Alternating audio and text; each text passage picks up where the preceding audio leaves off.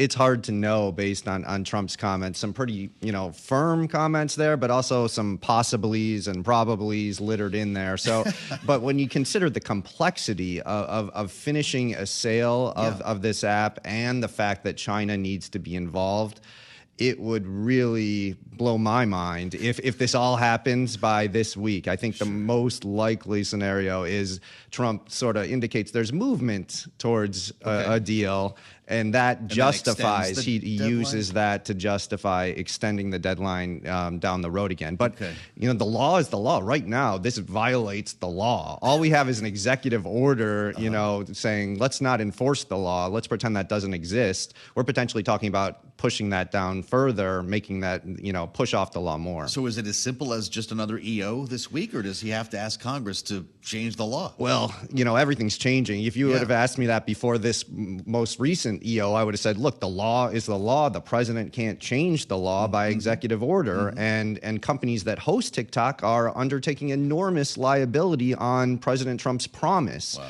But they did it. It's back in the App Store right now. And so that didn't stop them. And so I think there's reason to think that unless someone stands up on the Hill or maybe one of TikTok's competitors and files a lawsuit, but we've seen none of that. But until you see that, I think you see this get kicked, down the road again through an executive order. Okay, well, this is a good read on things, and I'll tell you what, I'll remind everybody that when we had that last deadline, Matt was the only person, not just at Bloomberg, I think in the world of media covering this, who said the app will go dark this weekend. Everyone said, no, that's crazy. And it did. Not for long, but you're right. It went down for a day because they were freaked out too, right? ByteDance doesn't want to break this law either. The liability here for the companies hosting TikTok is significant. It's those hosting who are most Yes, concerned. exactly. So it's the Oracles, it's the app stores, Apple and Google. It's $5,000 per TikTok user. There are 170 million. So you do that math and you get to $850 billion in liability. And so there was reason for them to be concerned. President Trump and his attorney general, said, look, don't worry about it. We'll write you a letter that says you're not violating the law.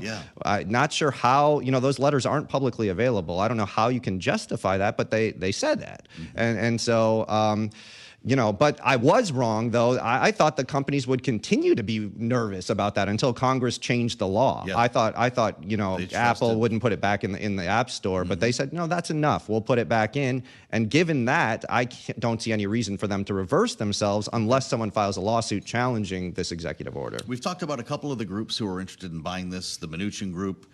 There's the Dennis O'Leary Group. How many are there? And is this idea of a sovereign wealth fund, the actual government bidding it, are any of these viable? To me, it's very difficult to say. I don't have a lot of visibility into any of that. To me, the idea of a U.S. ownership interest in the social media app is more a complication than a solution because you run into difficult First Amendment concerns if the government has an ownership in the social media app. All of a sudden, you're every time the company censors content or moderates content on the app, and all of a sudden that's U.S. government action somehow. Do we really want a First Amendment case every time?